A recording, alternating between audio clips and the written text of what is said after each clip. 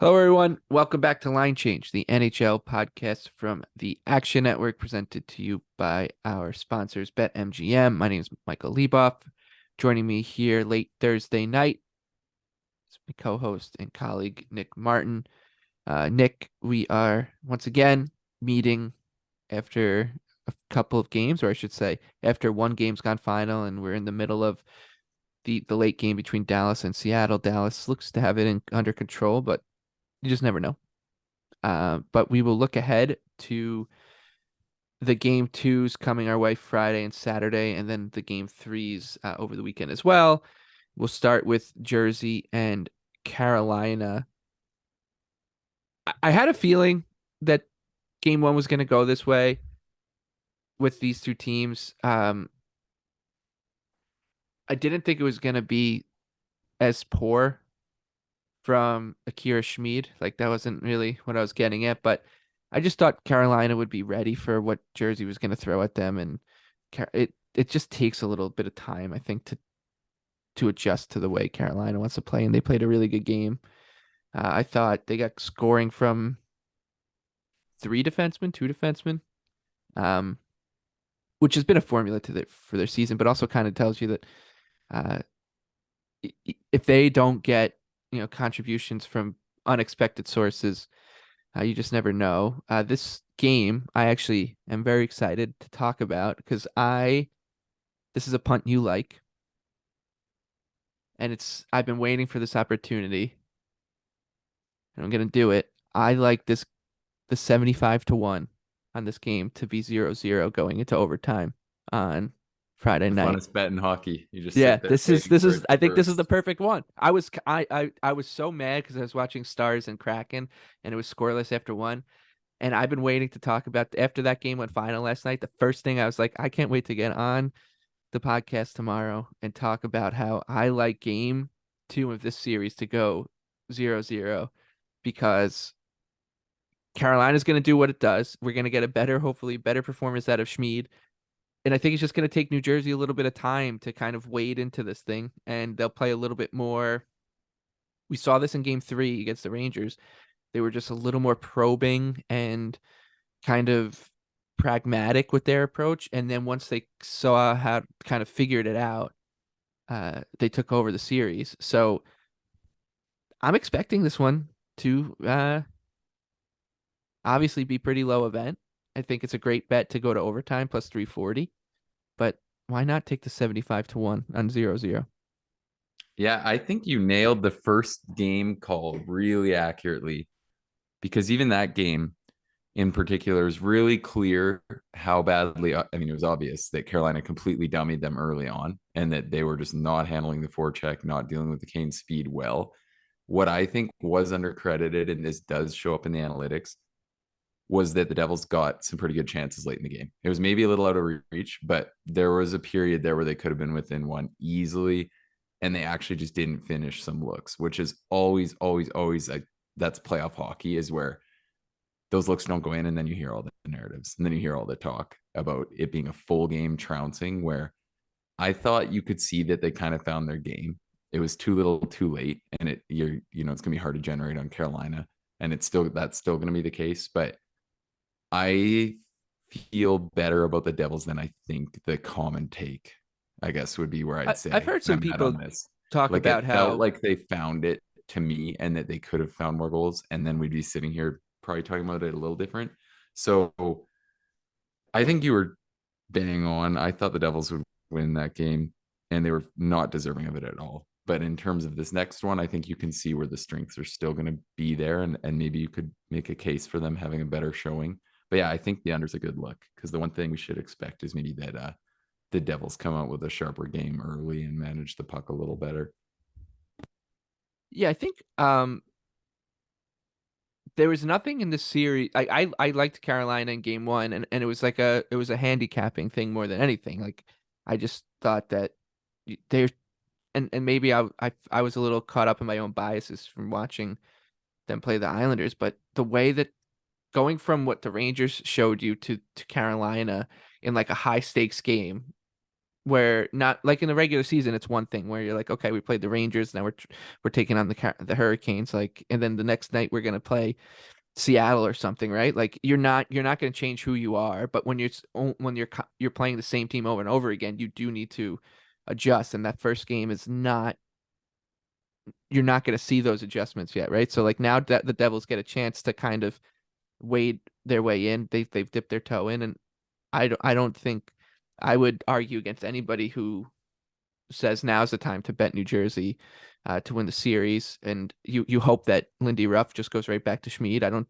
think he won't do that. Like I think Lindy, by not doing it after Game 6 against the Rangers, has shown that the leash on his rookie goalie is longer than maybe we thought it would be. So Yeah, and that was a pretty tough outing for it him. was bad. Like in terms of the chance quality too, though. Like I think that's one where with what he's shown so far, you can go back to him in game 2 pretty easily and just Yeah. see how it goes. Um, but yeah, I think if you want to have some fun on a Friday night, bet the 0-0 with me, 75-1. And when Paul Stastny scores from the corner 2 minutes in, we can turn the game off and grab a slice of pizza or something. So and so the NHL schedule gets a little weird here. So that's the only game Friday night. Then there's only one, I believe, on Saturday as well, and it's Edmonton and Vegas. And I think we can sort of apply the same conversation to this matchup as well. Of course, the complete opposite. Please do not bet the 0-0 tie in this one. The Hurricanes and Knights perhaps played their best games of the series already. I thought Vegas was really good at 5-on-5. Like, Yeah. Oh, 100%. yeah, Yeah. did we That's see kind of why I was their shaking my head because I don't know if I'm sold on that. I think I'm kind of coming around that they have some pretty good edges. Like these bottom Oilers defensemen compared to what Vegas has to offer on the back yeah, end the is the like the Darnay situation needs to get solved yeah, here. that's an obvious one. But even the rest of Nurse it, like Nurse I made a couple. for sure, like Yeah, they've no, got a they're lot of guys going. but so But yeah, I mean Edmonton side of things, not a good game. Clear yeah, to say that. I think that they're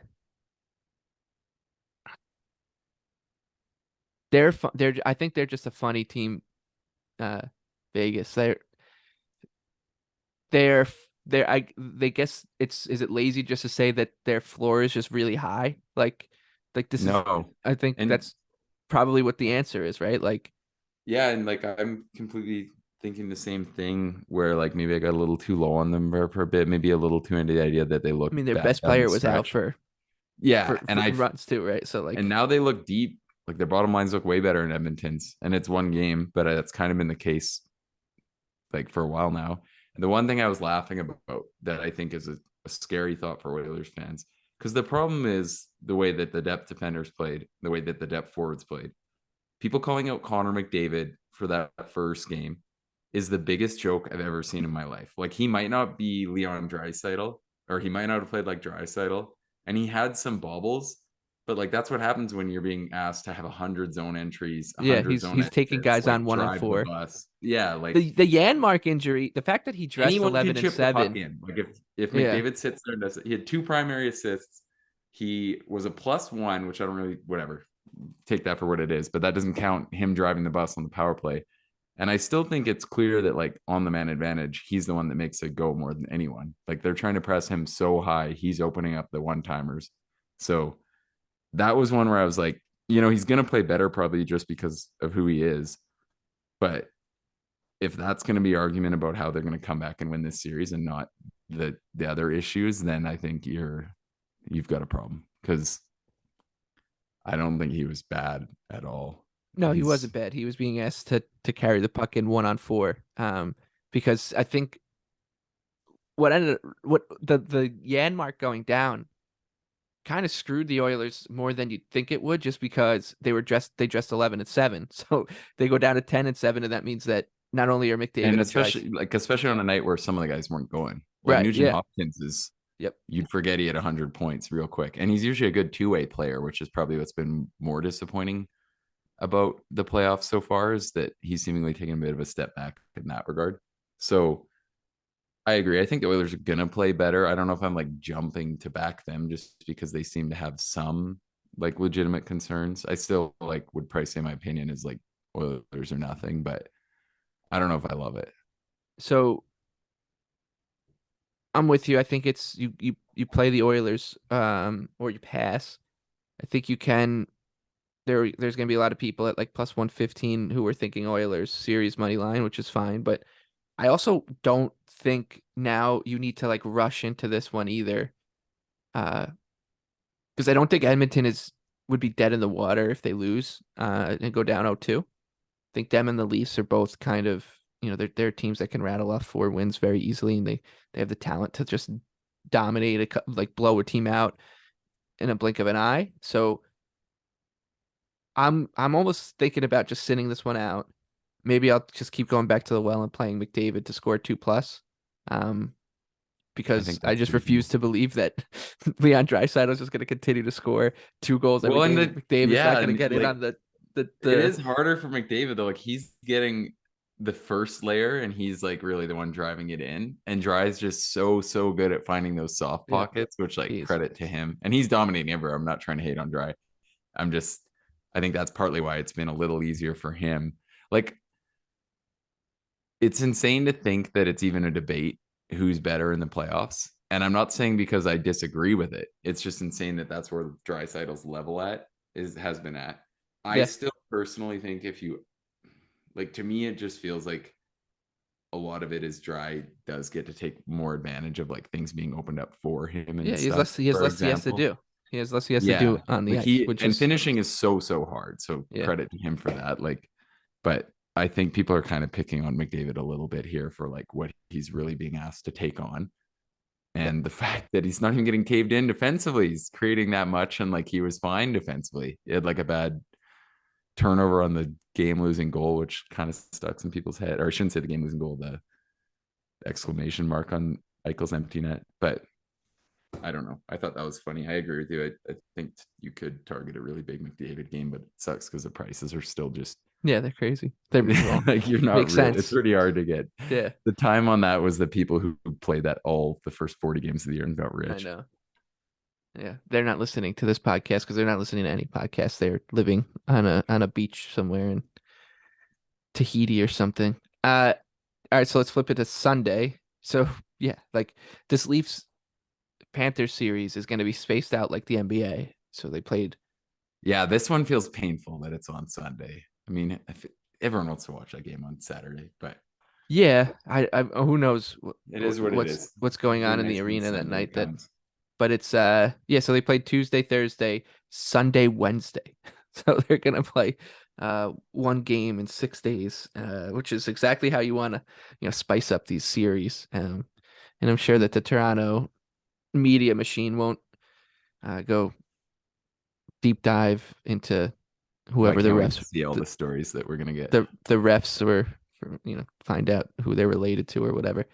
Um, on that note, Wes McCauley he played college hockey with Rod Brendamore, so no wonder he was giving them the good whistle against the Islanders. I'm happy to throw Zach Parisi, uh, a North Dakota alumni, into the penalty box with the terrible call in game 4. Anyways, Leafs are minus 125 in game 3. Cats plus 105. The over under is 6.5. The story for this series so far has been Sergei Bobrovsky. Uh, he he was so much fun. I mean, I know you're a Leafs backer, so not to rub salt in the wound, but he was just so much fun to watch tonight because Yeah, I mean, my yeah. man, I don't know if he was ever square to a shooter tonight. No, that's the thing is I don't even think he's looking that good. I mean, the Leafs hit 5 posts though, like 5. So I mean, he's been incredible. It's I had the Leafs in the over and Nylander to score tonight, and I've honestly never been as tilted as I was watching that game when Nylander should have scored numerous goals, and the Leafs would have been right behind him. Yeah. Well, I Um, mean, John Tavares celebrated a goal that hit someone in the face behind the net. I think maybe he was just celebrating an injury. So let's look into that. I think maybe John was happy to see Josh because Mahura. Mahura, they want Mahura on the Yeah, ice they when need him. tonight Yeah. went. So, Yeah. um, Uh, it. yeah, this is one, like, I think this is the ultimate kind of example. I mean, the Leafs are the perfect example of how like random hockey really is this year, because everyone knew they got a little lucky versus Tampa. We talked about it. I talked about it, that it was clear they got some breaks for once. Considering what Florida did to Boston and like the way they controlled play in that series, I think what Toronto's done is actually really impressive. I wouldn't bet on them in game 3 because it just feels like one of those ones where, I mean, first off, they're minus 25, 125. They haven't won a game in the series. Samsonov looks terrible. They're not going to control more of the play than they did tonight. So I think that's the case there. And it feels like this is like one of those ones where this is probably the hardest win to get now that you're down 2-0 and it's so much pressure, season on the line. Like for a team like Toronto, that's not really appealing to me. I was hoping to come on here and make a case for what was one of my favorite bets I've ever won, because it was on the Caps when they were down 2-0 to Columbus in what I thought was a really similar first two looking games. Um, the Caps were 15-1 to come back and win that series in game 6, and I bet it. I thought that this would be at least 10-1 that Toronto would win this in 6, and it's only 8 plus 850. So I don't even really think there's value there, but I think the games could have gone a lot better. I think that ultimately, like, we're seeing people talking about the breakdowns that the Leafs had and the turnovers. Look at the other team. Look at how many breakdowns and turnovers are on the other team. They just haven't gone in the net. Like, it's, I think it's reimagining a lot of things. Like, Florida's a good team. You're not going to sit here. Look what they did to Boston. You're not going to sit here and do much more than you've done. You could argue, like, some of the breakdowns, like especially in game 1, the breakaways and when they came, that sort of thing, they could clean that up. But I think when you're playing a team as legitimately good as the Panthers are, they've kind of done what you're going to do.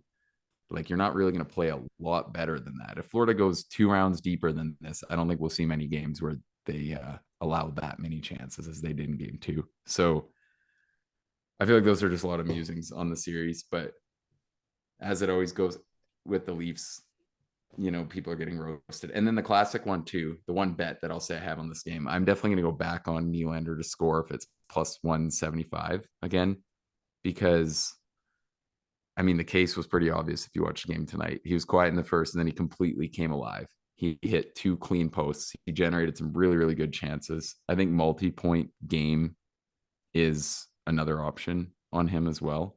So he was kind of the perfect summary of the Leafs for me tonight, where everyone gets so results orientated. They complain he had the one bad turnover on the one goal, but he also could have had 3 points. He set up Tavares on that really nice look in front. Like, oh, I could just go on and on, but I think he was pretty good. I think the Leafs were pretty good, and that, yeah, we'll see where it goes in the next 2 games, I guess. Yeah, I went on Green Dot Daily today and to preview Leafs and Panthers and kind of continue to drive home the thing that we've been saying about this series, which is the kind of every game is going to be great for people who like to play same game parlays and try to get lucky with a 3 or 4 leg anytime goal scorer. Uh, and the 2 games have played out that way. It's not worked out. There's 11 different goal scorers in the series, including my guy Nick Cousins, who I had a 300-1 to lead the series in scoring, and he's got an 11-way tie with 1. And what's funny here is what I said about that bet was you need a lot of things to happen here. And one of the things was basically a short Panthers series win, 4-0, 4-1, and we could get it. But the other thing I was saying was that I did not account for the scoring to be this spread out. I didn't ever mention that, but that I think is actually fine. Um, if Cousins finds a way to get a 2-goal game in one of these next 2, and the Panthers can close it out, that ticket's live. So, I'm gonna keep my eye on Nylander most goals too. If yeah, I he mean, you can. crazy That's the thing. numbers. Like, you should look at it like a clean slate in this market, right? Like, Yes. because especially if you're looking to And bet a now, like, we got a Leaf. pretty good chance of a 6-game series. Yeah, I'd say, exactly. So like, getting to six, I because that'd think, be like Toronto wins 2 of the next 3. That's probably still a fairly yeah, likely I think I result. I think that this series is obviously far from done. And like I said about the Oilers, like the same thing with the Leafs. Like these are the two teams that are most capable in this bunch of just rattling off a bunch of wins in a row. The Devils, I've already shown it, so maybe it's disrespectful to say that and not include them. But yeah, the I Leafs. think, If you go to that market, the most goal scorer market, and dip back in, and you're looking for a Leaf, you should just treat it like nobody has any goals in the series because that's basically what it is, right? It's just your guy has to score 2, and all of a sudden he's in the lead. Um, so yeah, I think it's actually a good a good bet to like just revisit here is find someone that that you like, and you might get like a Nylander's odds should drift a little bit. You'd think Kachuk, like his odds should have drifted a little bit. He hasn't scored yet.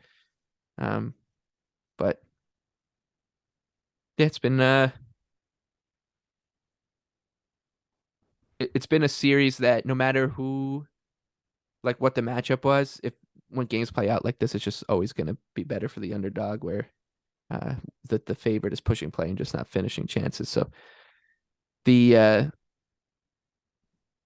yeah, and this, I mean, that happens, but I thought last night or tonight's game was pretty extreme. Even game 1, I thought Toronto was legitimately hard done by, where like it's a tough Yeah, case game to see. one though, like the more I thought about it was but they were also that so much of what they put up in terms of like their expected goals came really late, like 4-2. It was already 4-2 and they were pushing, and I mean Yeah, Florida but looked even like the ass. still, like before that, you can argue. I could still think of like numerous legitimate Yeah, chances. but I thought I think Florida like, had some too. Like I oh, think they that did, but game was that's not my even. beef. Like I my thought whole, that game actually the game state came into it a lot more than tonight. Tonight the Leafs like yeah, they tilted the ice for even that game though, 59 the minutes. chances still, like realistically, Toronto would have been ahead on average. I think the only real concern for Toronto is just that they're getting way better goaltending than you are, and that's probably not going to get solved. But even still, I think they go like another level beyond just the goaltending. They've been snake bitten by like posts and guys not Yep. finishing chances that they're going to finish. So I don't know.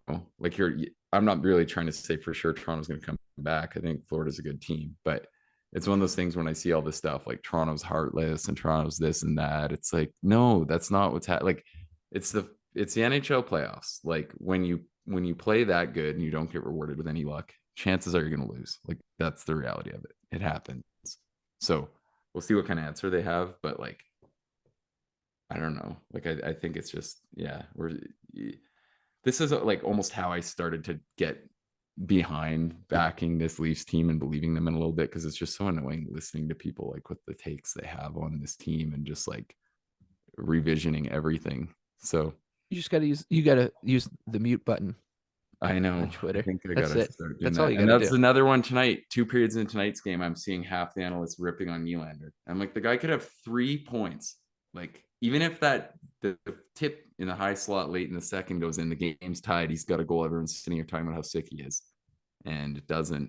It needed to be an inch further over. So I think All right, classic hockey. Stars and Kraken. Like I said, the Stars are in control. They're at 4-1 now. This is probably gonna go back to Seattle 1-1. Uh, I don't think I'll. We'll see where this line opens, but like if the Kraken are,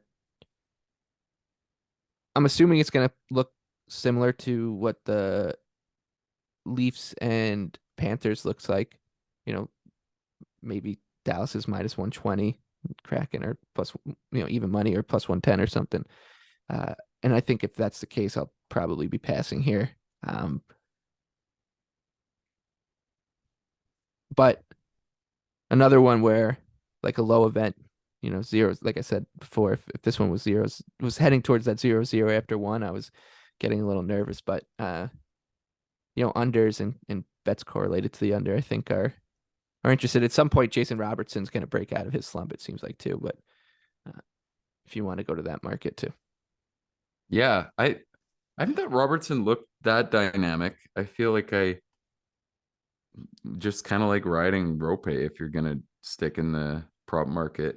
He's been pretty money, and they've slowly moved the number, but I think if he's gonna be minus 110 or minus 115 for 3 shots again, you can just play that. It's hard to make a case for the Kraken with how tonight's gone, but maybe we'll see if they can respond at home. It seems like there's been a few more of these kind of like, I know this is a huge thing in the NBA betting, the back and forth, like the zigzag thing. Yeah. I Yeah, know. I kind of blame John Cooper for this in the NHL, honestly. Like typically I find the NHL doesn't zigzag It's like this. It's hurting me because I've liked a lot of these like just watch the game and be like, oh, this guy looks here. Like it doesn't seem like it seems like there's been more adjustment games and more where a team has like a huge yeah. response kind of I thing and less of like just a We got to tap our man Evan Abrams to look into this, because I really do think that